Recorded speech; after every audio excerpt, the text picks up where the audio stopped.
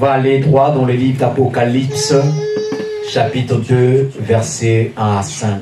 Pour le respect de la parole de Dieu, je vous prie, s'il vous plaît, de bien vouloir se mettre debout, si cela est possible. On va aller droit, on va lire la parole du Seigneur ce matin. Apocalypse, chapitre 2, versets 1 à 5. J'avais commencé à partager ce message dimanche dernier, et comme on a passé plus de temps dans la prière, et donc je vais continuer sur ça ce matin. Il est écrit ceci: écrit à l'ange de l'église d'Éphèse. Voici ce que dit celui qui tient les 7 étoiles dans sa main droite, celui qui marche au milieu des 7 chandeliers d'or. Je connais tes œuvres, ton travail, ta persévérance. Je sais que tu ne peux pas éprouver ceux qui se disent, je sais. Il dit, je sais que tu ne peux et supporter les méchants, que tu as éprouvé ceux qui se disent apôtres et qui ne le sont pas, et que tu les as trouvés menteurs, que tu as de la persévérance, que tu as souffert à cause de mon nom, et que tu n'étais point lassé. Verset 4, mais c'est que j'ai contre toi, c'est que tu as abandonné ton premier amour. Souviens-toi donc d'où tu es tombé, réponds-toi et pratique tes premières œuvres. Sinon, je viendrai à toi et j'ôterai ton chandelier de sa place, à moins que tu ne te repentes. Parole du Seigneur. Amen. Merci beaucoup pour vous asseoir. Le thème que j'ai communiqué déjà dimanche dernier s'intitule « Le plus grand danger que guette un chrétien ». Le plus grand danger que guette un chrétien, 2 points, la rétrogradation. Aide-moi à dire la rétrogradation. Fais-moi un signe des mains comme ça. Fais-moi un signe des mains. Je vois s'il y a des gens réveillés là ce matin. Fais-moi un signe des mains. Alléluia. Oh, gloire à Dieu. La Bible dit, dans son palais, tout s'écrit gloire. Et là où il y a l'Esprit de Dieu, il y a la liberté. Amen. Amen. Vous êtes dans la maison de votre Père, sentez-vous libre. Alléluia. Amen. Donc le plus grand danger que guette un chrétien. 2 points, la rétrogradation. Bien-aimés, vous devez savoir une chose. Vous devez savoir que lorsque vous devenez enfant de Dieu, lorsque vous êtes un véritable croyant, il y a des dangers qui vous guettent. Il y a des dangers qui vous guettent.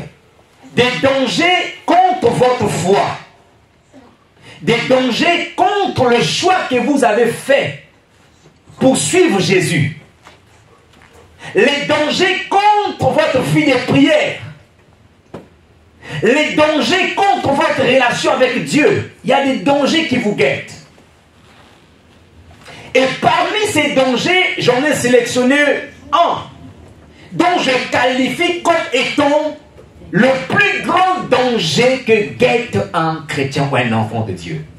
Et ces dangers, comme je l'ai déjà spécifié, s'appelle la rétrogradation. Tu peux m'aider encore à dire la rétrogradation?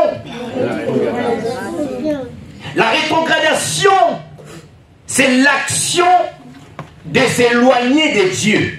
C'est l'action de se relâcher dans son alliance avec Dieu et dans le service de Dieu.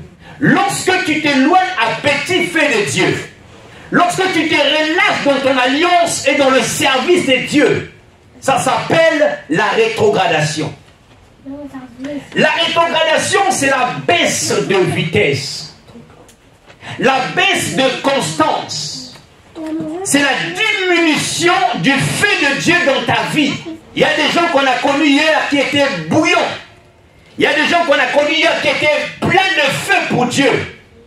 Mais un jour, on les retrouve, ils ont perdu tout ce qu'ils avaient. Parce qu'ils ont rétrogradé. En d'autres mots, la rétrogradation, c'est une régression spirituelle. La rétrogradation, est une déviation. Bien qu'on n'a pas encore tout quitté, bien que Dieu ne nous a pas encore rejetés, mais c'est déjà une déviation. Et le plus grand menace de la rétrogradation, c'est que la rétrogradation te sort de ta relation avec Dieu. Il te sort du fait que tu avais. La rétrogradation, c'est la porte qui te conduit à l'apostasie. Non, mais l'histoire sur Google. L'une des plus grandes menaces de la rétrogradation, c'est que c'est l'autoroute qui te mène vers l'apostasie, vers le laxisme. On t'a connu hier, tu étais quelqu'un de très strict, très attaché aux valeurs de la Bible. Mais un matin, ben c'est toi qui commences à tout faire, tout permettre. C'est le fruit de la rétrogradation. La rétrogradation n'est pas l'apostasie, mais c'est la porte qui conduit à l'apostasie.